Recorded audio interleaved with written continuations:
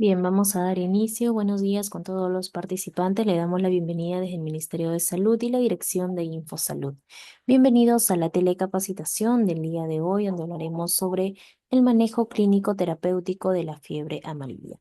Para ello nos va a acompañar el día de hoy la doctora Janina Yauri Orihuela, integrante del equipo de la Dirección de Prevención y Control de Enfermedades Metaxénicas y Zoonosis del Ministerio de Salud, invitados de la Dirección de InfoSalud. Antes de iniciar, indicamos que estamos compartiendo en el chat el registro de asistencia y los invitamos también a enviar sus preguntas a través de la plataforma Zoom y el canal de YouTube Telesalud Minsa Capacitaciones para absolverlas al término de la ponencia. Bien, buenos días, doctora Yanina. Quedamos atentos a su exposición. Ok, muchas gracias. Buenos días con todos. Efectivamente, vamos a ver el tema de fiebre amarilla, su manejo clínico terapéutico. Antes de iniciar, voy a enfatizar respecto a esta enfermedad de la fiebre amarilla, que es una enfermedad viral grave y representa sobre todo un desafío para el profesional de salud.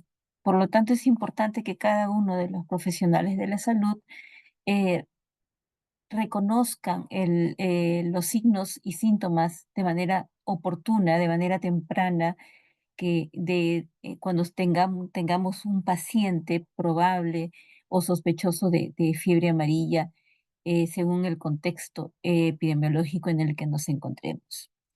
Actualmente, la fiebre amarilla es endémica en países de África y en países de América del Sur, y nuestro país es un país que está considerado como endémico para fiebre amarilla.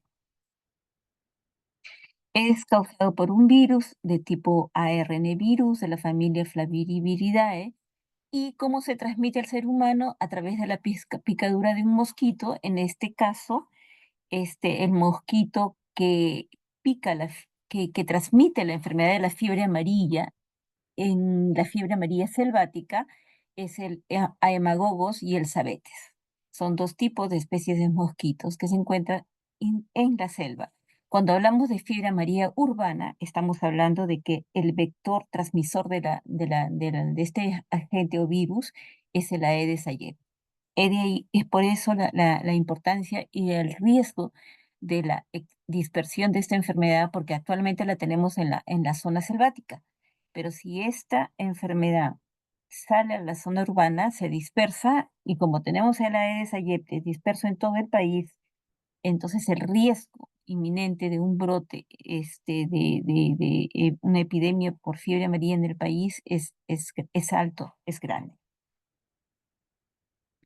Aquí para mostrarles los dos tipos de vectores, y como les mencionaba, el ciclo actualmente es selvático, y es donde el virus circula libremente a través de los primates no humanos, ¿no? En la selva están estos primates y tienen este virus que circulan, son como hospederos. Al ser picados por estos mosquitos se infectan.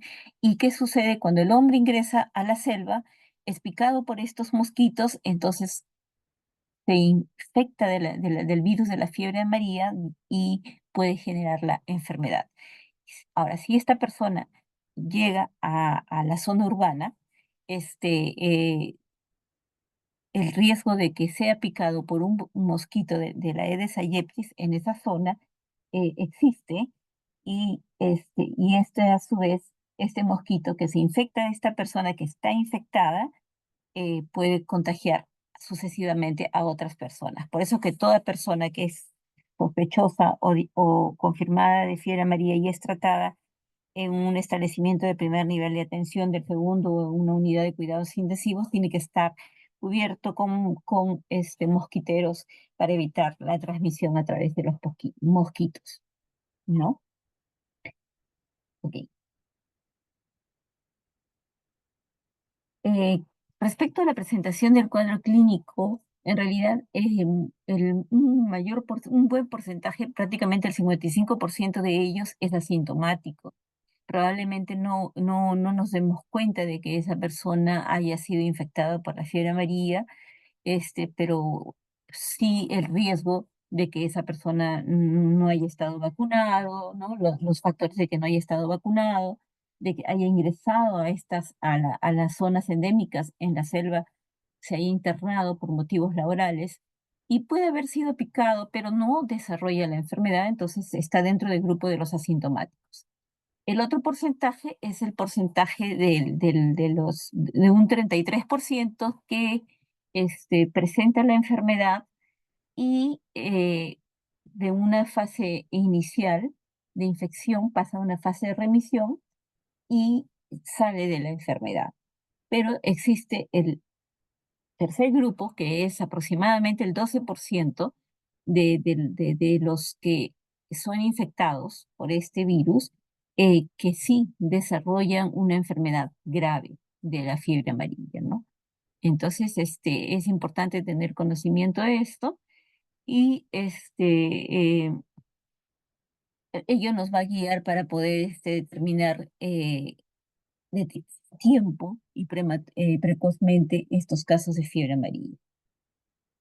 Actualmente, para un tema de conocimiento de la estadística de cómo nos encontramos actualmente a la semana 23 del presente año, es decir, hasta el 7 de junio del 2025, tenemos en total 39 casos confirmados, de los cuales 43, de los cuales 16 son fallecidos. De los 39 casos confirmados, 16 han fallecido. Tenemos 4 probables que todavía están en investigación, siendo en total notificados 43. Ahora, las regiones o departamentos donde han presentado los casos, en primer lugar es Amazonas, que tiene 23 casos confirmados y tiene 8 fallecidos. Luego le sigue San Martín, que tiene 10 casos confirmados y tiene 6 fallecidos. Luego está Junín con 3 casos confirmados, está Loreto con 2 casos confirmados, 1 fallecido, y Huánuco con 1 caso confirmado y fallecido. Entonces, esta es la situación actual de la fiebre amarilla en nuestro país. Según la presentación, la estacionalidad de presentación de esta enfermedad, generalmente en el segundo y tercer trimestre del año es donde los casos aparecen debido a la migración de las personas, por temas laborales, la cosecha del cacao, la minería, la tala de árboles, son contratados personas de la costa, de la sierra, y se trasladan, migran a estas zonas de la selva, donde son endémicas, y muchos de ellos no están vacunados. Entonces ingresan sin la vacuna contra la fiebre amarilla y por lo tanto están con mucho más riesgo de adquirir esta enfermedad. Aquí, bueno, para especificar aún más los distritos en donde corresponden a los cinco departamentos en donde se encuentran los casos de fiebre amarilla, que corresponde prácticamente a la cuenca amazónica de nuestro país. Ante esto, el Ministerio de Salud emitió una alerta epidemiológica el 18 de marzo a través del CS del Perú, donde alerta sobre la transmisión de fiebre amarilla selvática en las zonas ensóticas del país. Inicialmente fue San Martín, Amazonas y Huánuco, pero ya actualmente tenemos a Junín y a Loreto, con el riesgo de que otras regiones este, puedan también notificar casos en este segundo y tercer trimestre del año. Respecto a la patología de la enfermedad, como sabemos, este virus tiene la particularidad de que es un virus viscerotrópico y neurotrópico. Por lo tanto, el hígado es el primer órgano en manifestar enfermedad. Cuando el mosquito, en este caso el Aedes, porque todavía estamos en una fase selvática, el Aemagogos cisabetes, porque estamos en una fase de transmisión selvática, inocula el virus cuando pica a la persona, entonces está inoculando una gran cantidad de partículas virales en el tejido subcutáneo. Entonces ahí se inicia la replicación viral, ¿no?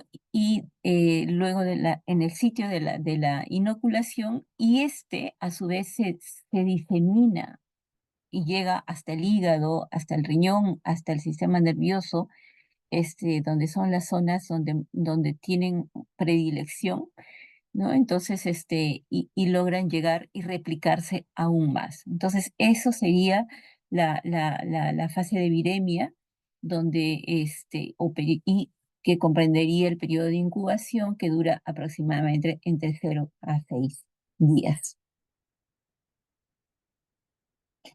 Después de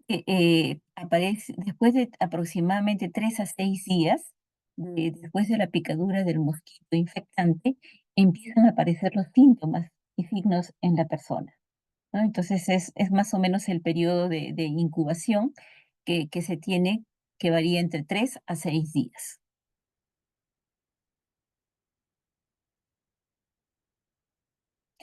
Por lo tanto, es importante ahora recalcar que hasta el momento no tenemos un tratamiento específico para la fiebre amarilla. Entonces, la detección temprana, como la había mencionado al inicio, de los casos sospechosos o confirmados, el monitoreo de los signos vitales, las medidas de soporte vital y el tratamiento de las complicaciones que se presentan, como la insuficiencia hepática, renal, eh, a nivel neurológico. Entonces, son las estrategias recomendadas para el manejo de estos casos debido a la forma de cómo se presenta la fiebre amarilla, cómo se manifiesta. Y otro de los puntos que es importante tener en cuenta es la organización de la red de servicios de salud, sobre todo para reducir la morbilidad y mortalidad asociada a esta enfermedad. Toda vez que esta enfermedad, debido a al curso, a la evolución clínica, es altamente letal. Y como hemos visto en las estadísticas de 38, 16 son fallecidos, entonces tenemos una tasa de letalidad de aproximadamente 40%, que es definitivamente alto, altísimo, y por lo tanto se convierte en un problema de salud pública. Entonces, ante un caso sospechoso de fiebre amarilla, ¿cuál debería ser la evaluación inicial? Ante un caso de sospechoso de fiebre amarilla, ¿cuáles deberían ser las pruebas de laboratorio iniciales que se deberían hacer y de la evolución hacia formas graves? Y ante un brote o epidemia de fiebre amarilla, ¿cómo deben organizarse los servicios de salud teniendo en cuenta el aumento del número de casos? Entonces, eh, antes de tomar las acciones es importante, como les mencionaba también al inicio, tener conocimiento de esta enfermedad, cómo se presenta, cuál es la evolución, para poder manejar adecuadamente estos casos. La fiebre amarilla tiene 3 fases delimitadas. La fase de infección, en la cual se caracteriza predominantemente por una elevación brusca de la temperatura corporal, ¿no? Además de ello, también se presenta cefalea, dolores en la nuca, un aspecto abotardado e inyección conjuntival. Pueden haber epíxtasis y gingivorragias, que no, a diferencia de hemorragias o hematemesis, ¿no?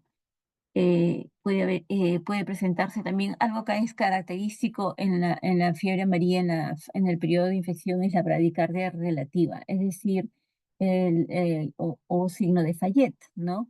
Es decir, que a pesar de que la temperatura es alta, hay una bradicardia. Entonces, aproximadamente el 50% de ellos se puede presentar. La otra fase de esta enfermedad es la fase de remisión, sobre todo aquí hay un descenso de la fiebre que puede durar horas hasta un día o máximo 2 días, 24 a 48 horas, donde la mayoría, ese grupo de 33% que yo les mencionaba, se pueden recuperar, ¿no? No se complican, se recuperan, salen del proceso de esta enfermedad. Sin embargo, es importante la vigilancia del laboratorio, porque en esta fase de remisión sí van a haber cambios metabólicos, y una de ellas es que caracteriza esta fase de remisión es la presencia de albuminuria. La siguiente fase es la fase toxémica, ya con manifestaciones hemorrágicas, signos de insuficiencia hepática aguda como ictericia y encefalopatías. Aquí ya nuevamente la fiebre aparece, ya entonces el color, la piel de la persona se va tornando amarillenta, la proteinuria, es decir, la albuminuria en orina, está presente en el 90% de los casos, las hematemesis, diátesis hemorrágicas. Luego el paciente pasa a una fase de falla multiorgánica, insuficiencia hepática renal hemorrágica, disfunción cerebral, shock y termina falleciendo. Por ello, y esto es rápido, porque el paciente, dependiendo del sistema inmunológico, la rapidez, la cantidad de virus, la viremia que se haya generado en el organismo de esta persona, esto puede durar poco tiempo generalmente. Se habla desde que empiezan los síntomas hasta que el paciente puede fallecer de 7 a 10 días. Nuevamente, para poder ser más visuales, el tema de las fases clínicas, la primera fase que puede durar entre 3 a 6 días, la segunda fase es la que puede durar horas, hasta 24, máximo 48 horas, donde la fiebre disminuye y lo que tenemos que hacer es no confiarnos.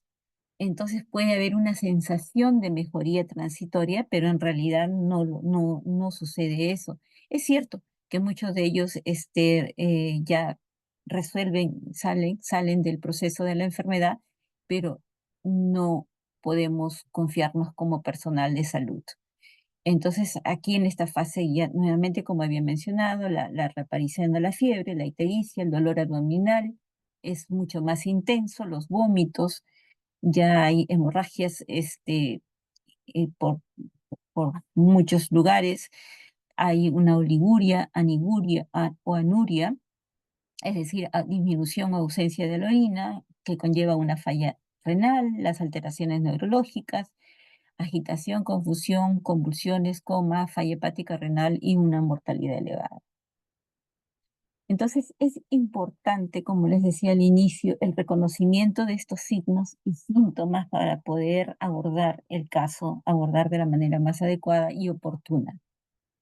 Cuando hablamos de síndrome febril, estamos hablando de un paciente. Es importante conocer estas definiciones de caso, que en el caso de la definición de síndrome febril es todo paciente con inicio brusco de fiebre. Estoy hablando en el caso de la fiebre amarilla, eh, cuya temperatura axilar es mayor o igual a 38 grados y con una evolución de menor a 7 días, ¿no? Y más o menos en el rango entre 5 a 65 años de edad o 55 años de edad, sin un foco infeccioso evidente y que sea procedente de una zona endémica de una o más enfermedades, porque no solamente estas zonas de Loreto, Amazonas, Junín, Ucayali, San Martín, son zonas endémicas que no solamente para la fiebre amarilla, también se encuentra leptospirosis, malaria,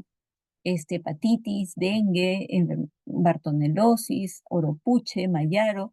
Entonces es importante que a este síndrome febril, caracterizado por un inicio brusco de fiebre con una temperatura axilar mayor o igual a 38, nosotros tengamos que tener presente que, que también existen otras enfermedades por las cuales hay que hacer un diagnóstico diferencial, pero hay ciertas características que nos pueden enfocar más a una fiebre amarilla.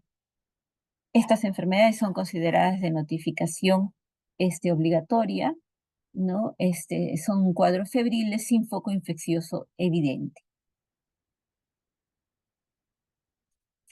Entonces, cuando hablamos ya dirigiéndonos al tema de la fiebre amarilla, esta persona tiene que ser, uno, procedente de una zona endémica de fiebre amarilla, ¿no? Con un inicio súbito, con más o menos un periodo de evolución de 7 días, de 0 a 7 días, seguido de una ictericia, una piel amarillenta, cuando ya la paciente tiene ya por lo menos unos 5 días de evolución, que reside o ha visitado zonas endémicas en los últimos 14 días y con o sin vacunación contra la fiebre amarilla. Ahora, generalmente cuando hablamos de vacunación, si el paciente no tiene antecedentes de vacuna, entonces y está en una zona donde hay fiebre amarilla, yo tengo que pensar en que puede ser fiebre amarilla porque no tiene el antecedente vacunal. Pero puede ser que si tiene la vacuna, entonces puedo yo estar pensando en que no puede ser la fiebre amarilla, podría ser otro de los diagnósticos diferenciales. Pero pensemos también que hay un porcentaje que es el 5% de personas que a pesar de haber sido vacunados no desarrollan la inmunidad que se requiere para poder controlar esta enfermedad. Nuevamente, estos son los signos y síntomas que ya hemos venido mencionando para poder recordarlos.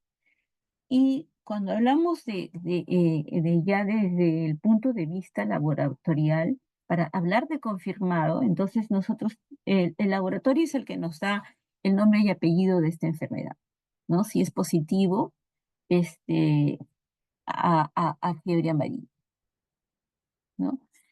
Entonces, ¿cómo se hace el diagnóstico? ¿Cómo se confirma la fiebre amarilla?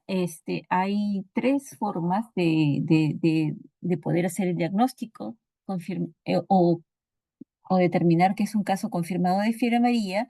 Primero, el suero, a través de una toma de muestra del suero, el aislamiento del virus de la fiebre amarilla. Se logra aislar este virus. Segundo lugar, también a través de una muestra de suero, la presencia de antígenos del tipo M específico para fiebre amarilla. Para ello hay un examen de ELISA que es específico para detectar anticuerpos IgM para fiebre amarilla. Otra de las formas es a través de las pruebas moleculares para PCR para fiebre amarilla, también con muestra obtenida de suero. Y otra de las formas también de poder confirmar es a través de la evidencia de la seroconversión de la inmunoglobulina en dos muestras pareadas que deben ser tomadas después de a los 5 días después del inicio hasta los 5 días después del inicio de los síntomas, y la segunda muestra debe ser tomada a los 14 días después del inicio de los síntomas del paciente. Entonces, si yo tengo una primera muestra que probablemente me haya salido negativo, pero la segunda muestra a los 14 días sí me sale positivo, entonces también puedo hablar de que es un caso confirmado para fiebre amarilla. Lo segundo es a través de los tejidos. Bueno, ya esto es en post-mortem, generalmente a través de métodos de histoquímica y a través de pruebas moleculares también para fiebre amarilla. Y el tercero es por nexo epidemiológico, ¿no? Cuando es contacto de un caso, de uno o más casos sospechosos con uno o más casos confirmados que procede de la misma área endemoexótica para fiebre amarilla, o que sea contacto de un caso sospechoso que haya fallecido dentro de los 10 días, sin confirmación por laboratorio, pero que provenga de una zona donde haya casos confirmados de fiebre amarilla. Entonces, a esto se le denomina confirmación por fiebre amarilla, por nexo epidemiológico.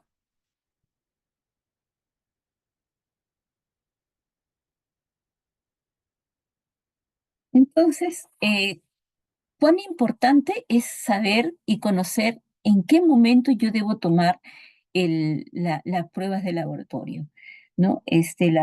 Para el tema de las pruebas serológicas de ELISA, la muestra en suero, tanto para lo que es anticuerpos como para lo que es el aislamiento viral, el tiempo. Uy, ¿qué pasó? ¿Se me fue?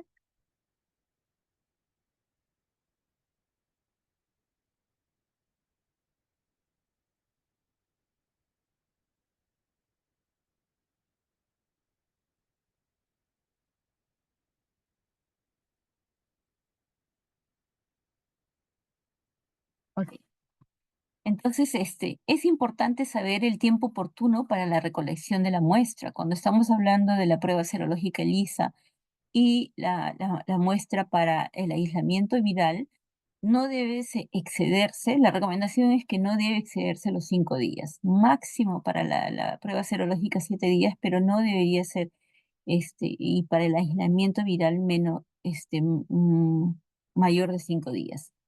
Entonces, como dije, el tipo de muestra es sangre en suero. En el caso del aislamiento viral es también sangre en suero, pero también podría realizarse biopsia del hígado. Y es importante la conservación de la muestra para que pueda ser analizada. Y en el caso de la reacción en cadena de polimerasa, igualmente hasta los 5 días del inicio de síntomas, también en sangre, en plasma, suero o suero, este, sangre en plasma, suero o biopsia del hígado. Entonces, estas pruebas, son las que se toman dentro de los primeros 5 días, en el mejor de los casos, y la prueba ELISA hasta los 7 días.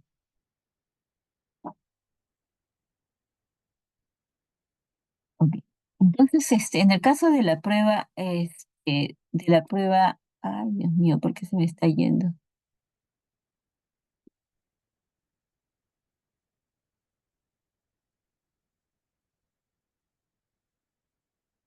Bueno, ish.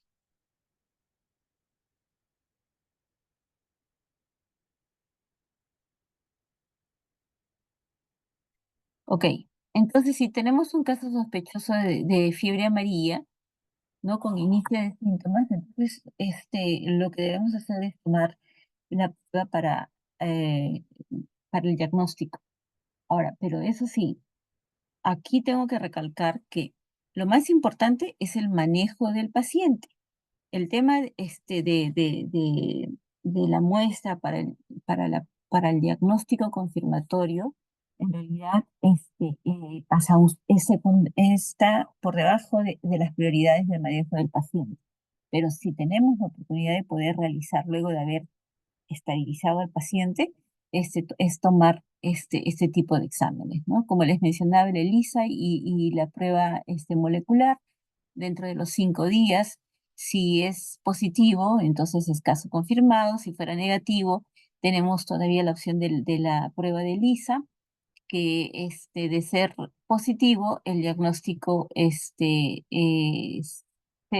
tiene la opción de realizar el diagnóstico diferencial por IgM para otras enfermedades, toda vez que esta es un virus de flavovirus.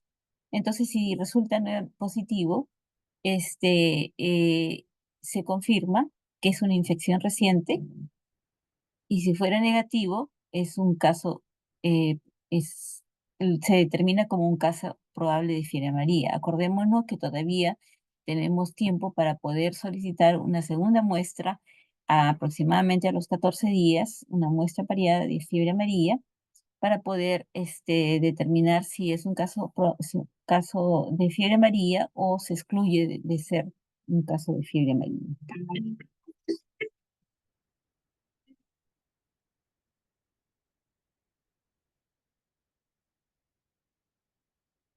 Entonces, cuando hablamos de caso descartado de fiebre amarilla, es todo caso probable que después de la investigación epidemiológica se encuentre antecedente vacunal con evidencia de seroconversión. Les había mencionado que es importante la seroconversión, las pruebas de laboratorio negativas para fiebre amarilla que no tengan nexo epidemiológico y la evidencia de otro diagnóstico alternativo que está confirmado por laboratorio.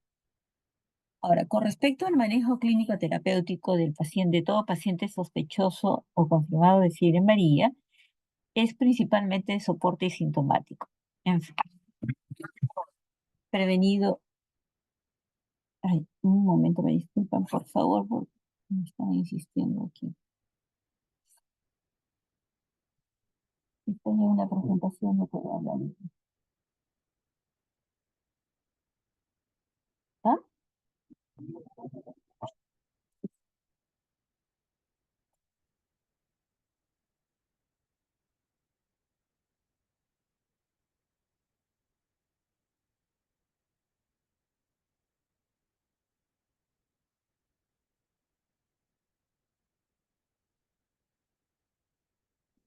Disculpas del caso. Entonces, es importante que el paciente con sospecha o confirmación de fiebre amarilla debe ser hospitalizado, eh, sobre todo si está en una fase tóxica. Las medidas de soporte en general es el reposo absoluto. ¿Por qué? ¿Por qué el reposo absoluto? Porque de esa manera podemos disminuir la demanda metabólica y el riesgo de hemorragias en este paciente. Además, es importante el monitoreo continuo de los signos vitales, la temperatura, la frecuencia cardíaca, la presión arterial, la frecuencia respiratoria, la diuresis, el estado neurológico. Y también es importante que ese paciente se mantenga en aislamiento. ¿Para qué? Para prevenir la transmisión de los mosquitos. Por ello que se requiere el uso de mosquiteros repelentes en el personal de salud. Las razones ya las expliqué anteriormente. Y para el tema del manejo de fiebre y el dolor, solamente está recomendado el uso de paracetamol, ¿no? Que es tanto analgésico como antipirético, y no se debe realizar, no se debe usar antiinflamatorios no esteroideos, no se debe usar aspirina debido al riesgo de las hemorragias, y el otro método de bajar la fiebre es a través de las compresas frías para ayudarla a bajar la temperatura.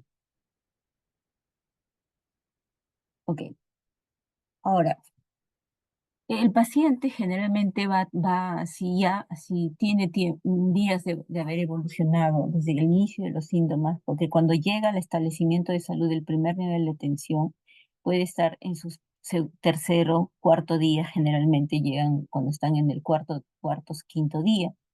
Entonces, porque al inicio tienen la fiebre, los síntomas iniciales de la fase inicial pueden tomar un paracetamol, ir a la farmacia, etcétera, pero luego de pasar la fase de revisión, porque en la fase de remisión muchos pueden salir del cuadro clínico, pero el porcentaje de pacientes que va a pasar a la fase tóxica, entonces generalmente es en ese periodo en el que ellos acuden al establecimiento de salud. Entonces, aquí el paciente ya va a estar deshidratado, va a tener un desequilibrio hidroelectrolítico. Entonces, la administración de líquidos intravenosos como soluciones isotónicas, solución salina normal, Ringer lactato, es importante canalizar al paciente para mantener una adecuada hidratación y una adecuada perfusión renal. Además, también se debe realizar el monitoreo de los electrolitos séricos porque puede haber una hipopotasemia, hiponatremia. Y se debe hacer un control estricto de los líquidos ingeridos y los líquidos eliminados, es decir, un monitoreo hidroelectrolítico. Si es que hay la presencia de hemorragias, entonces hay que identificar tempranamente cualquier signo de sangrado, evitar procedimientos invasivos en lo posible por el riesgo de sangrado, y el tema de transfusión de componentes sanguíneos como plaquetas, plasma fresco congelado, glóbulos rojos, según sea necesario. Obviamente, este manejo y el manejo de la falla renal se va a dar en un hospital, en un establecimiento de nivel 2 o nivel 3, pero cuando están en un establecimiento del primer nivel de atención, el personal de salud debe estar capacitado y entrenado para el manejo hidroelectrolítico del paciente, ¿no? Entonces, y cuando se detecte que el paciente ya tiene signos de alarma, hasta que ese paciente sea trasladado, se logre conseguir la referencia, va a pasar un tiempo. Va a ocurrir, o a veces no se concreta la referencia o el traslado, entonces el paciente tiene que estar en un monitoreo hidroelectrolítico en el establecimiento de salud del primer nivel de atención. Ya cuando logra pasar a un segundo nivel de atención, cuando ya el paciente va adquiriendo mayor gravedad, o de requerir una unidad de cuidado intensivo cuando ya el paciente está mucho más grave, ya el manejo va a ser diferente, va a ser de acuerdo a los protocolos que estén establecidos en esas instituciones de segundo y tercer nivel de atención. Igualmente la falla hepática, el manejo de las complicaciones infecciosas, el cuidado de soporte avanzado y el monitoreo de unidad de cuidados intensivos que va a requerir el paciente en una fase tóxica.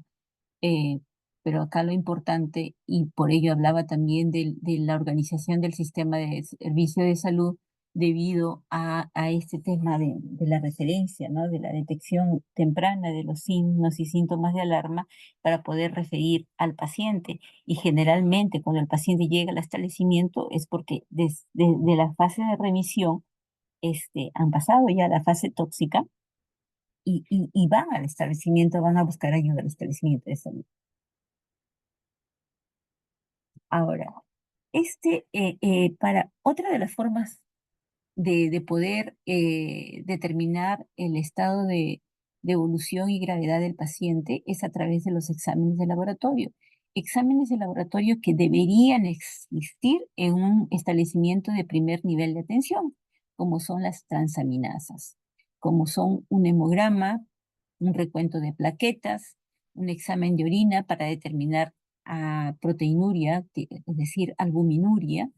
Entonces, creatinina, si es posible el INR. Entonces, estos exámenes van a ayudar a poder detectar eh, oportunamente la posibilidad de que ese paciente vaya a pasar, vaya a requerir, a necesitar ser referido a un establecimiento de mayor complejidad.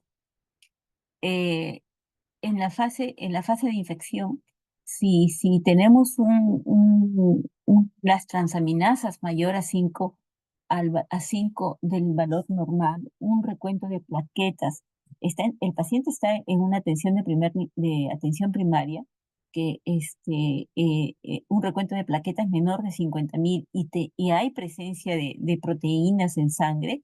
Entonces yo ya debo estar pensando en que ese paciente va a requerir ser referido, o sea, no debo esperar para tenerlo en mi establecimiento, ¿no? Este, eh, y ya cuando el paciente tiene unas transaminasas mayor de 2.000, una creatinina sérica de 2, un INR mayor a 1, ese paciente ya definitivamente está grave y el manejo la referencia ya debería haberse dado. Entonces, es importante estos exámenes de laboratorio, como les mencioné, las transaminasas hepáticas, el recuento de plaquetas, el examen de orina, de proteínas en orina, nos ayudan a poder determinar los signos de alarma o determinar la gravedad del paciente. Aquí nuevamente para recalcar el tema de los exámenes, la fosfatasa alcalina, la alanina transferasas, que son las enzimas hepáticas, el perfil hepático, la aspartato aminotransferasa, que es predictivo para la evolución hacia una encefalopatía y enfermedad grave, la alanino aminotransferasa, que bueno, también me puede ayudar en el diagnóstico diferencial con la hepatitis viral, u otras enfermedades del conducto biliar, pero sobre todo aquí es el incremento de la aspartato aminotransferasa. En la creatinina, como les mencionaba, el examen de glucosa, también pueden haber alteraciones de glicemia, ¿no? Debido a la disfunción hepática, las bilirrubinas, con predominio de la bilirrubina directa sobre la indirecta, es indicativo de disfunción hepática aguda y puede considerarse un factor pronóstico de evolución hacia formas más graves. Un hemograma completo con recuento de plaquetas. Las plaquetas es útil para evaluar tanto el riesgo de hemorragia como el seguimiento de la lesión hepática debido a la fiebre amarilla. La hemoconcentración, la trombocitopenia, puede presentarse también leucocitosis con neutrofilia y desvío hacia la izquierda en las fases iniciales de la enfermedad, pero luego puede haber una leucopenia con linfocitosis y desvío hacia la izquierda o a los 3 o 4 días del comienzo de la enfermedad con una eosinopenia. Entonces ya nos hablan de la gravedad de la enfermedad. Con respecto al RNI o INR, si este está alterado, demasiado alterado, en realidad es un indicador de letalidad.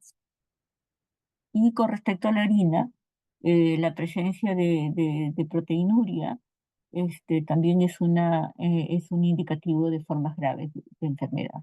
Entonces, estos exámenes deben estar, todo este establecimiento de primer nivel de atención debería tener estos exámenes aquí nuevamente para poder reflejar qué significa el hecho de que estos tipos de exámenes de laboratorio, estos resultados nos indican que la enfermedad de la fiebre amarilla está complicada.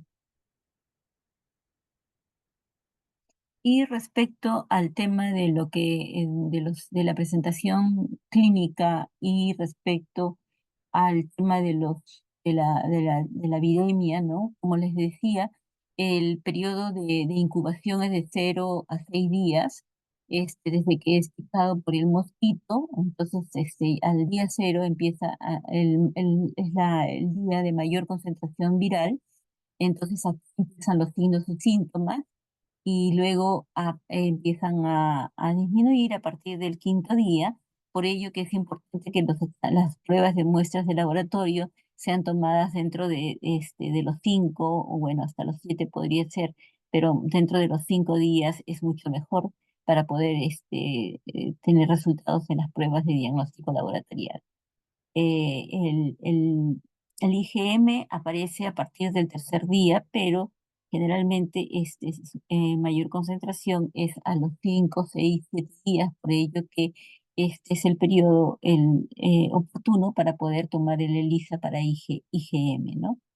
Y con respecto al IgG, empieza a partir del quinto sexto día, pero su mayor concentración se va a encontrar a los 8, 9 días de haber iniciado los síntomas.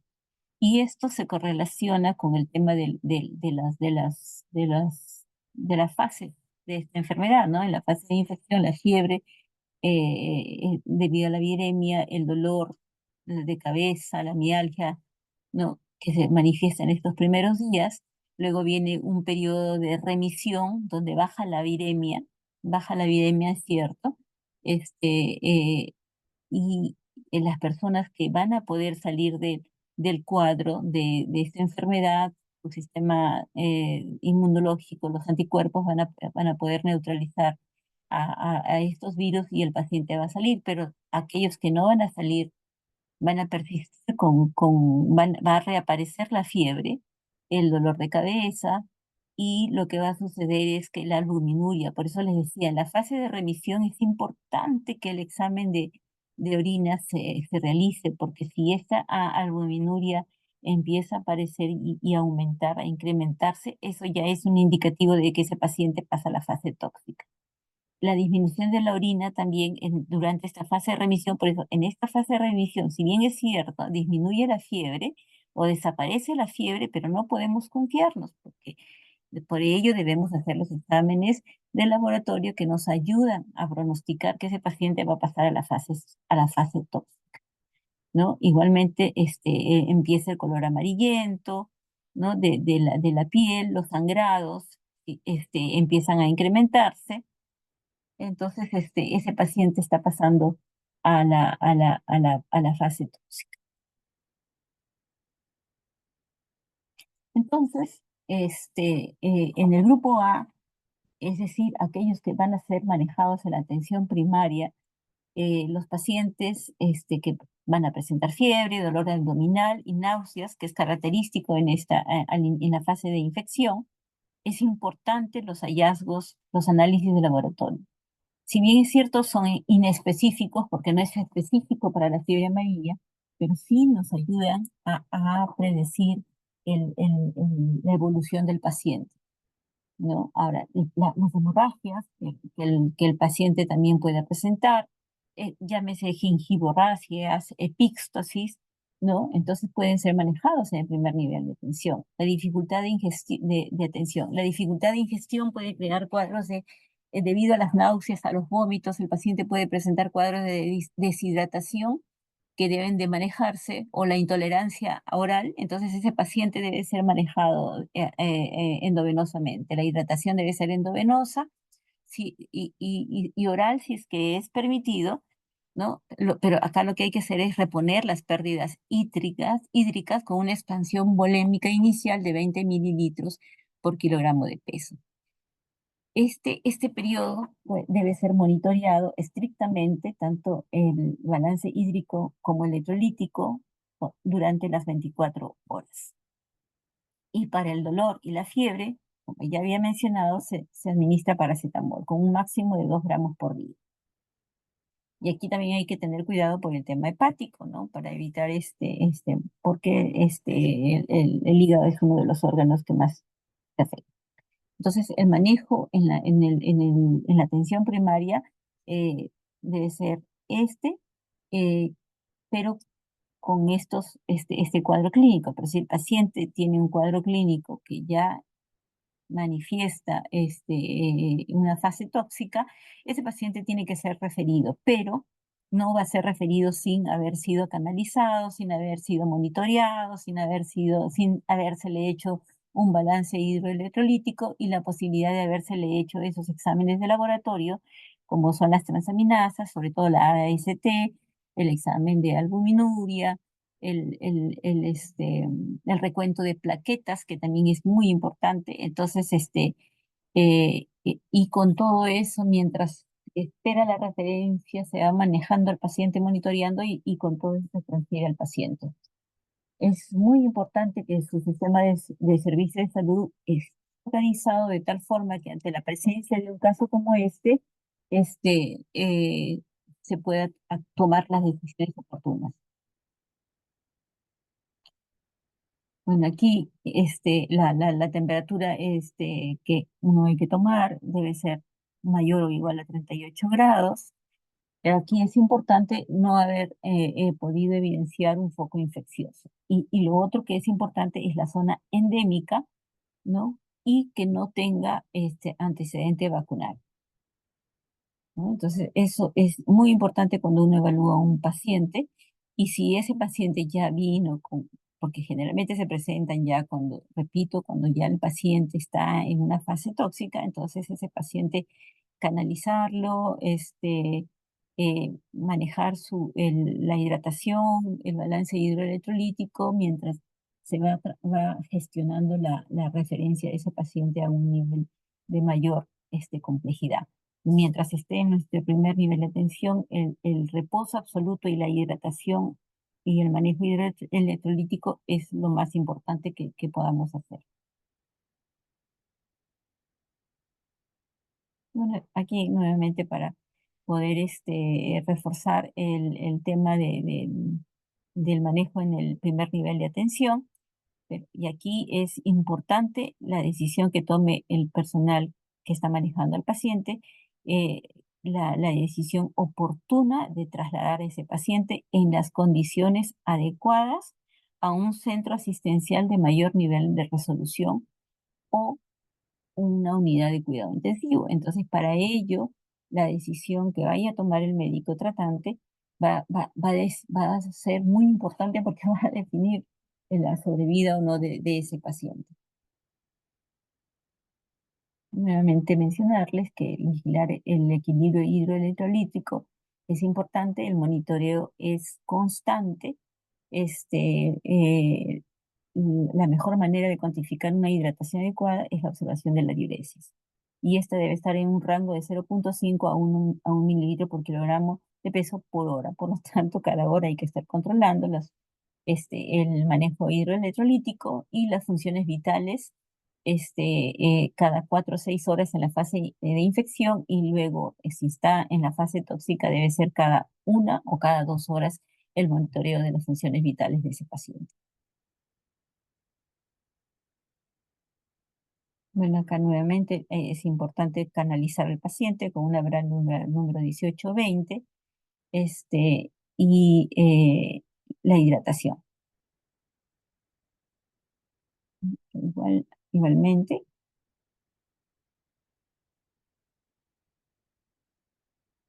ahora, si el paciente, nuevamente, si el paciente ya yo veo, según los exámenes de laboratorio, que pueda encontrar, luego de haberle hecho un hemograma, un recuento de plaquetas, unas transaminasas, una proteinuria, Entonces, se ve, el paciente no, y la evolución clínica no es favorable, ¿no? Porque aquí es un manejo clínico predominantemente, eh, porque independientemente de que algunos establecimientos pueden no tener estos exámenes de laboratorio, pero sí deberían tenerlo. Entonces, el paciente pasa al grupo B y ese paciente tiene que ir a un hospital.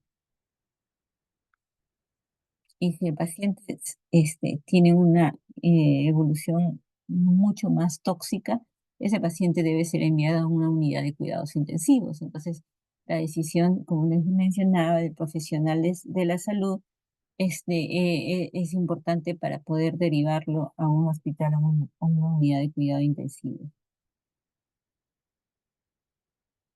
Ya el manejo tanto en el nivel, en el grupo, o sea, el manejo en hospital, que son los del grupo B, las unidades de cuidado intensivo, que son el grupo C, va a depender de los protocolos específicos para el manejo de las complicaciones según los expertos que se encuentren en cada uno de estos establecimientos de salud, ¿no?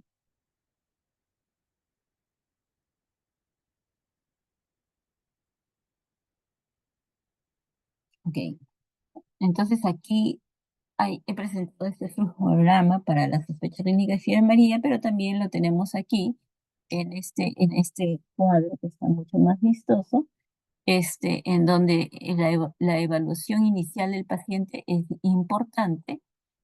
Aquí también es importante, paralelamente, hay que estar llenando la ficha de clínico epidemiológica, iniciar inmediatamente el tratamiento, solicitar estos exámenes de laboratorio, tanto para la evaluación clínica del paciente, el factor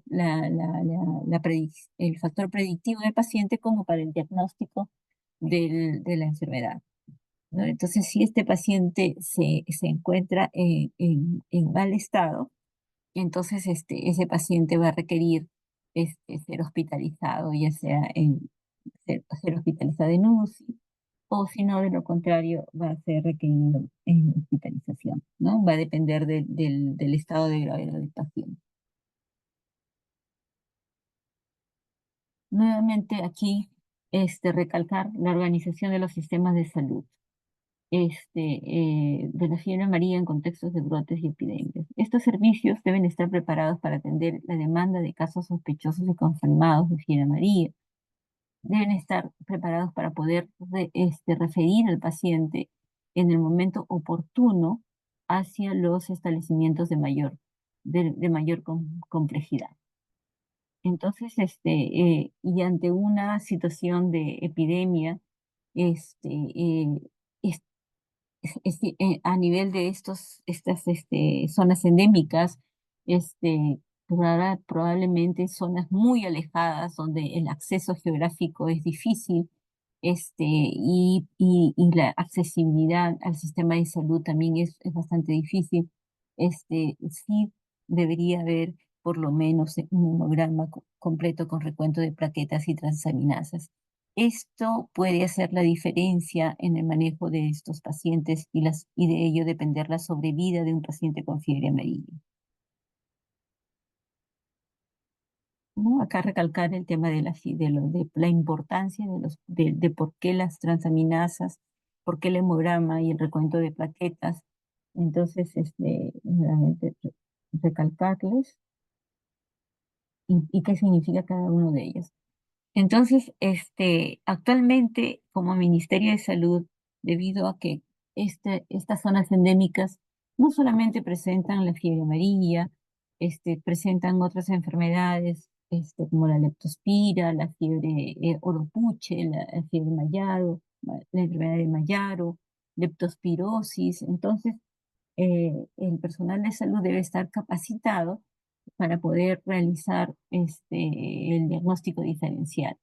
Y lo que ya se está trabajando a nivel del sistema, a nivel del Centro de Epidemiología, la vigilancia sindrómica, en estas zonas endémicas, y este, el manejo también, manejo sindrómico de estas enfermedades. está en ese proceso, ¿no? L- Toda vez que la fiebre, la mialgia y el rash son signos y síntomas que se encuentran en todas estas enfermedades, tanto la cervovirosis, donde están el dengue, zika, chikungunya, pero aquí la característica es que hay una menor elevación de la transaminasa AST, no hay ictericia. Entonces conocer estos detalles nos puede ayudar mucho al manejo del paciente, ¿no? Entonces, en ejemplo, en las hepatitis virales, la transaminasa ALT está mucho más elevada que la AST, a diferencia de la fiebre amarilla, ¿no? También tenemos las neoplasias, también pueden producir fiebre, mialgia, rash, enfermedades parasitarias. Aquí, entonces son detalles que nos hacen, nos pueden hacer pensar, ayudar con el diagnóstico diferencial, pero tampoco hay que dejar de pensar de que en un solo paciente puede haber fiebre amarilla y puede haber leptospira, puede haber fiebre oropuche y puede haber leptospira. Entonces sí hay que tener bastante cuidado, tener bien en claro estos detalles, este manejo sindrómico para poder tratar al paciente, porque no solamente vamos a manejar la fiebre, la fiebre oropuche, por ejemplo, sino, y si también el paciente tiene leptospirosis, va a requerir un tratamiento antibacteriano. Entonces, es importante conocer todas estas enfermedades para poder manejarlas, si es que está presente en los pacientes. Entonces, para evitar todo este tema de la alta letalidad, para evitar el desgaste del sistema de servicio de salud, para evitar el gasto en el paciente, entonces lo más importante en realidad es la prevención. Y a diferencia de otras enfermedades, de las otras enfermedades, la fiebre amarilla es una enfermedad inmunoprevenible. Tiene una vacuna antiamarílica que está usada ya desde hace mucho tiempo, que científicamente está comprobado la protección contra la fiebre amarilla, que desde el año 2016, a través del Reglamento Sanitario Internacional, una sola dosis es suficiente para conferir protección de por vida, para generar anticuerpos contra la fiebre amarilla, porque se le aplica, esta vacuna tiene virus, vivos atenuados, entonces que actúa como antígeno y lo que va a hacer es generar anticuerpos contra esta enfermedad. Entonces, ante la presencia de este virus, ya el organismo va a tener en su memoria estos anticuerpos y va a poder combatir estos virus y evitar la replicación y por lo tanto la enfermedad y la posible muerte de ese paciente. Entonces, cada profesional de salud, sobre todo en estas zonas endémicas, pero en general en nuestro país, debemos estar vacunados contra la fiebre amarilla. En el Programa Nacional Regular de Vacuna contra los niños menores de 5 años, la fiebre amarilla está dentro de este esquema regular y la vacuna se aplica a los 15 meses. Pero resulta que muchos de estos niños no están vacunados contra la fiebre amarilla dentro de su esquema regular en el momento que les corresponde. Entonces hay un acúmulo de susceptibles que van porque estos niños pueden ser vacunados hasta los 5 años dentro del esquema, dentro del programa de inmunizaciones. Entonces hay un acúmulo de susceptibles, pero si no se ha logrado cerrar esa brecha, estas personas van a llegar a ser adolescentes, van a llegar a ser jóvenes, adultos y van a estar sin vacuna. Y son ellos, precisamente los adolescentes, los jóvenes, los que están ingresando a la zona de la selva sin antecedente vacunal y los que están siendo picados por estos mosquitos. Ellos ingresan por temas económicos, por temas laborales, son picados por estos mosquitos y lamentablemente son infectados por el virus, por este virus. Y si no tienen la orientación adecuada, no tienen la percepción de riesgo, no van a acudir al establecimiento en el momento oportuno, llegan cuando ya están en una fase más avanzada, entrando a la fase tóxica, entonces es más difícil sacar a ese paciente.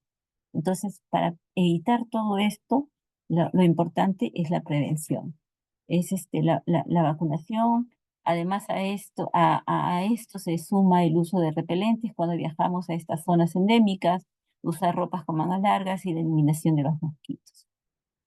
En conclusión, si bien es cierto, no hay un tratamiento específico para la fiebre amarilla, el manejo fundamentalmente es de soporte. Y el soporte se inicia desde el primer nivel de atención, desde que está en un establecimiento de salud de atención primaria. No vamos a esperar a referir al paciente, no. Ese paciente ya debe ser iniciado en el manejo hidroelectrolítico, debe estar canalizado, debe estar monitorizado adecuadamente, ¿no? La identificación temprana de los signos y síntomas de alarma para una fase tóxica, son cruciales para mejorar el pronóstico de este paciente. De ello va a depender la sobrevida o no del paciente, el entrenamiento del personal de salud, el manejo, como mencionaba, que este paciente cuando llega al establecimiento de salud debe ser monitoreado las 24, no mandarlo a su casa y decirle, bueno, te vas a tu casa y te llamo dentro de 1 hora, 2 horas, y luego, si te sientes mal, regresas. No,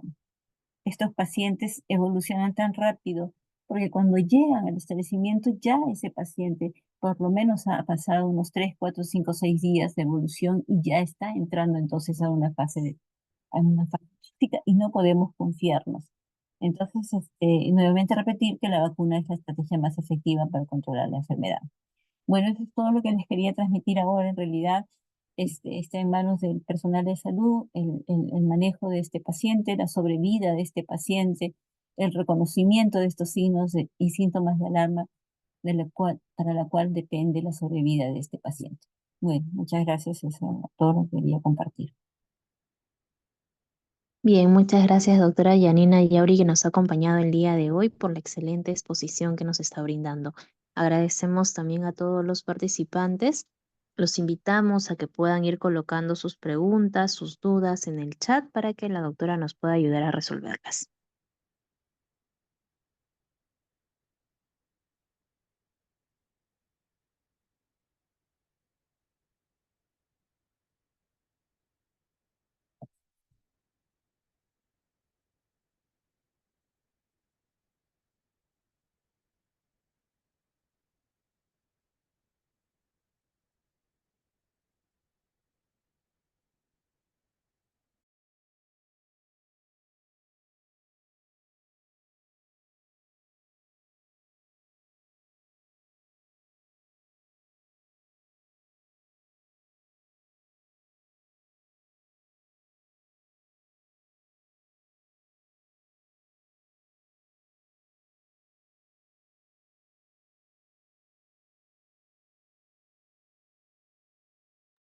Bien, doctora, al parecer ha quedado todo claro para nuestros participantes. Para ya poder finalizar con la ponencia del día de hoy, le pedimos por favor que nos pueda brindar una recomendación final para nuestros participantes.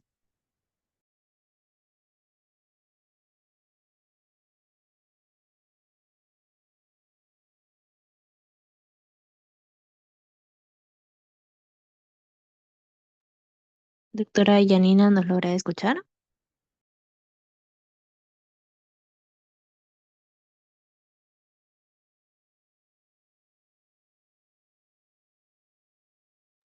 Ok, sí, ahora sí, había apagado el micrófono.